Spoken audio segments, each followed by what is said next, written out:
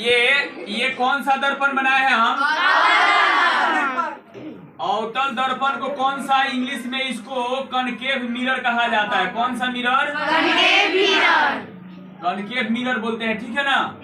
अवतल दर्पण का जो उठा हुआ हिस्सा होता है ना, वो कलई किया जाता है। क्या होता है? कलई किया जाता है। और अंदर का जो धसा होता है ना, गोकर का प्रवर्तक सतह कहा जाता है।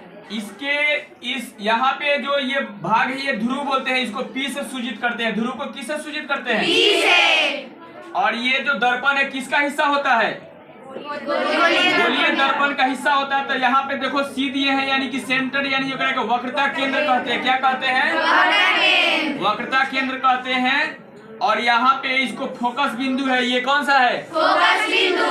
और इधर जो है ना अनंत है, और इधर भी क्या है? अनंत। ये पॉजिटिव होता है और ये क्या होता है? नेगेटिव। अब मान लो कि वस्तु को हम यहाँ रखेंगे तो प्रतिबिंब कहाँ बनेगा? अवतल दर्पण में 3 को कंडीशन पढ़ना है।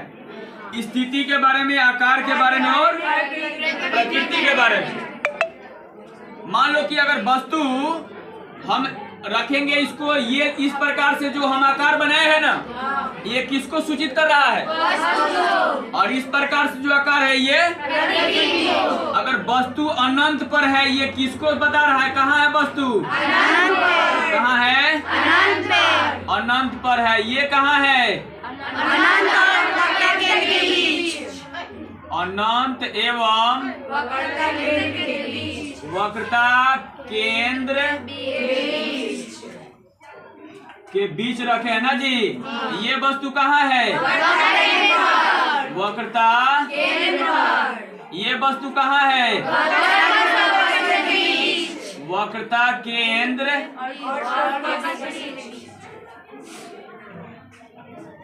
एवं फोकस के बीच में है ना जी। ये वस्तु कहाँ है? फोकस पर। और ये कहाँ है? फोकस एवं ध्रुव के बीच ना जी। अब चलो इसका कहानी, वस्तु के कंडीशन बता दिए कि वस्तु कहाँ है। तो वस्तु कहाँ है तो प्रतिबिंब कहाँ बनेगा ना जी।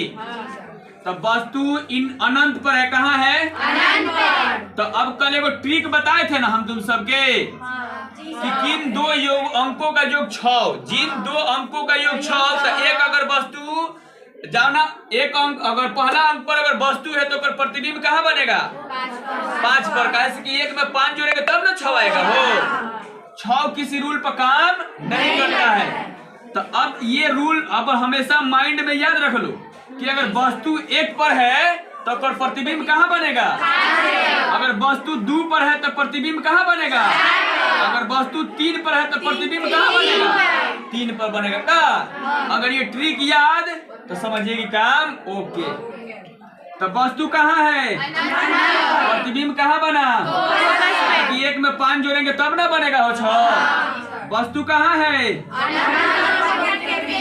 अनंत और वक्रता केंद्र के प्रतिबिंब बना है। वक्रता केंद्र और फोकस के, ताकि 2 और 4 मिलके क्या हो जाएगा? और वस्तु है वक्रता केंद्र पर तो प्रतिबिंब बनेगा। 3 जोड़ेंगे तो ठीक है। अब वस्तु है वक्रता केंद्र और फोकस के बीच, तो प्रतिबिंब कहाँ बनेगा? अनंत और वक्रता केंद्र के, ताकि 4 गो और 2 गो मिल के कै गो होगा? ठीक है ना। अगर वस्तु रखे हैं 5 पर तो प्रतिबिंब बनेगा कहाँ? भाई जगह 5 गो, एगो 6 ट्रिक काम कर रहा है। तो इस तरह से हम लोग आकार के बारे में पढ़ लिए ना। 6 कहता है कि हम वस्तु है कहाँ है? फोकस और ध्रुव के, तो प्रतिबिंब बनेगा दर्पण। कहाँ बनेगा? दर्पण में बनता है, ठीक है ना। अब चलो इसके बाद आकार बढ़े। अगर वस्तु जितना ही वक्रता केंद्र से अगर पीछे रहेगा, वस्तु वक्रता केंद्र से कहाँ रहेगा? पीछे। वस्तु के बारे में बता रहे हैं कि अगर वस्तु वक्रता केंद्र से कहाँ रहेगा? पीछे। तो अगर प्रतिबिंब दर्पण के सामने आगे की तरफ बनता है लेकिन छोटा बनेगा। जैसे ही पीछे जाते रहेगा वैसे वैसे प्रतिबिंब क्या बनेगा, छोटा बनता। अगर यहाँ पे ध्रुव पर आ जाए ना हम लोग, तो प्रतिबिंब बिल्कुल ना मने एकदम बुझे कि नहीं के बराबर बनेगा, बिल्कुल नहीं के बराबर बनेगा। ठीक है ना।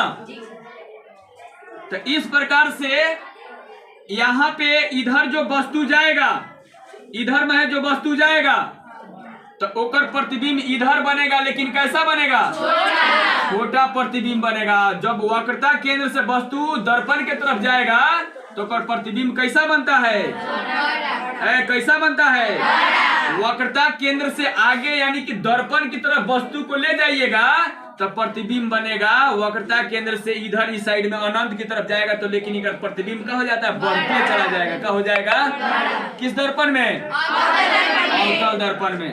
तो यहाँ पे अनंत पर वस्तु है तो प्रतिबिंब बना है, फोकस पर बहुत छोटा होता है। उसके बाद वस्तु को रखे हैं अनंत और वक्रता केंद्र के, तो प्रतिबिंब बनेगा कहाँ, क्या बनता है, आकार एकर छोटा होता है और वक्रता केंद्र पर वस्तु का प्रतिबिंब बराबर होता है।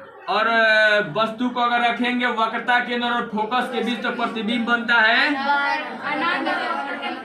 तो कैसा होता है, आकार एकर बड़ा होता है। और वस्तु जब चला जाएगा फोकस पर तो प्रतिबिंब बनता है, एकर आकार कैसा होता है, बहुत बड़ा होता है। बताओ कोई दिक्कत, ध्रुव पर जब वस्तु जाएगा तो प्रतिबिंब बिल्कुल ना के बराबर बनता है। ठीक है ना।